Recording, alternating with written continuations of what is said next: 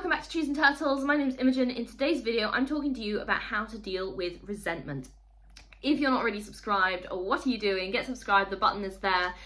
Make sure this video gets a thumbs up, follow me on Instagram, and let's get started. So I talked recently in one of my other videos about how I struggle with resentment. I think it was in my things I like and dislike about myself video, so check that out if you're interested in hearing all about my insecurities. And I also struggle with holding grudges. So I thought I would make a video about how I'm working on dealing with this tendency. So here's how to deal with resentment, as I have experienced it so far. Number one, seek to understand why you have this resentment, okay? Did someone hurt you emotionally or physically? Usually when we resent something or we resent a situation, it's because we've been hurt in some way. So simply put, who hurt you?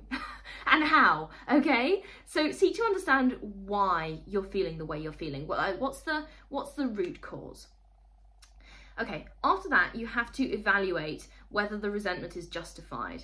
Has the person or situation involved changed? Have they made an effort to change their behaviour after realising that they did something wrong? Have they apologised to you and made efforts to be better? And equally, if they've done something wrong, did they know they did something wrong? Because sometimes people will do something wrong by mistake and upset someone by mistake. And I've definitely upset people by mistake in the past and I felt really bad about it. But sometimes I didn't realise until they told me, hey, that thing you did really upset me. And I'd be like, oh my God, I'm so sorry. I had no idea. Okay, so does the person know that what they've done upset you, and have they made an effort to change? Okay, because sometimes our resentment can be unjustified, and sometimes I know I've been in a situation where someone has apologized to me and a little bit of me has been like, yeah, but I'm still hurt, and I had to work on that resentment because I know that's not justified, because the person involved has apologized to me, and in the grand scheme of things, they've kind of now done nothing wrong. So, because they made an effort to change. So sometimes resentment is not justified. Sometimes it absolutely is. And this is really important. If the person involved or the person who hurt you has not made any effort to change, even though they know that what they did was wrong, then they suck. And you are allowed to resent them, okay? And that brings me on to my next point. If the person or situation is still affecting you, either because they haven't changed or because you still have trauma from what happened in the past, then how is it affecting you? Okay, so I want you to grab a piece of paper, pause the video if you like, grab a piece of paper, and write down 5 ways that it's still affecting you, or all the ways you can think of. It might be 3, it might be 5, it might be only 1, okay? But even if it's only 1, it could be affecting you in a really big way. So how is it affecting you? Okay, the next question to ask yourself is, do you want to repair the relationship and or situation?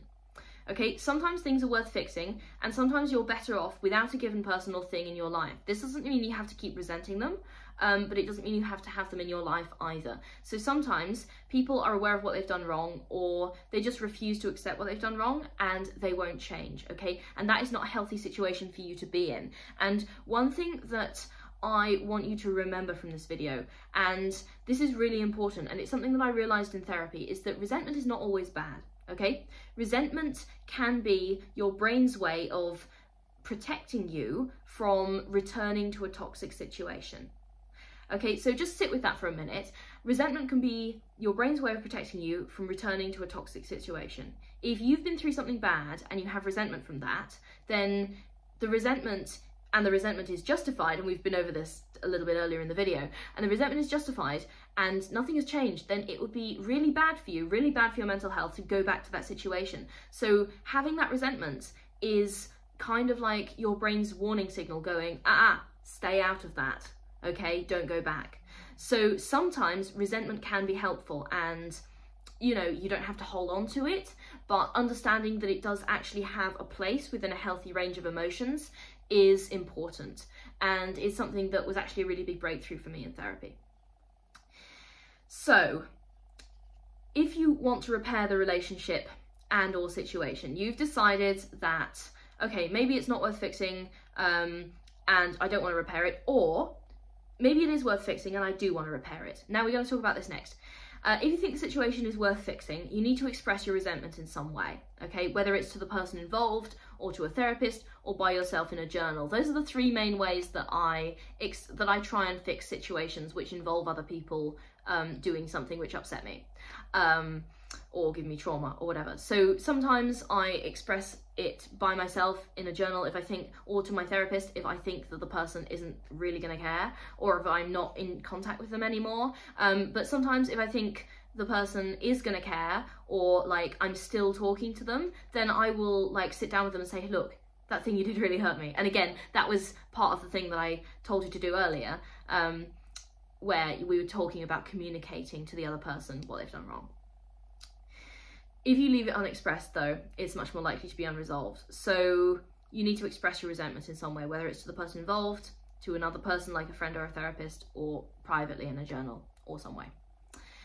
Okay, the next tip, it's okay to go a little bit overboard in expressing your emotions. And I don't mean to do anything harmful or illegal, but screaming to angry music, crying a lot, using exercise as a way to channel your anger and resentment are all good ways to experience intense negative emotions stemming from resentment.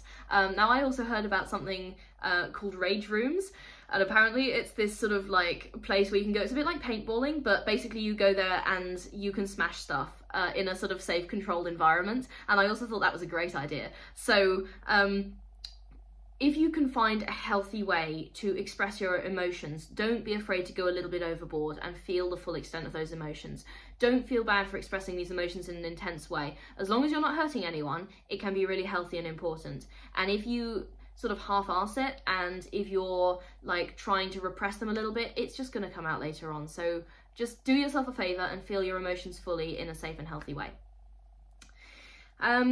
And my final point, again, returning a little bit to what I talked about earlier in the video, is that sometimes it's okay to hold on to resentment.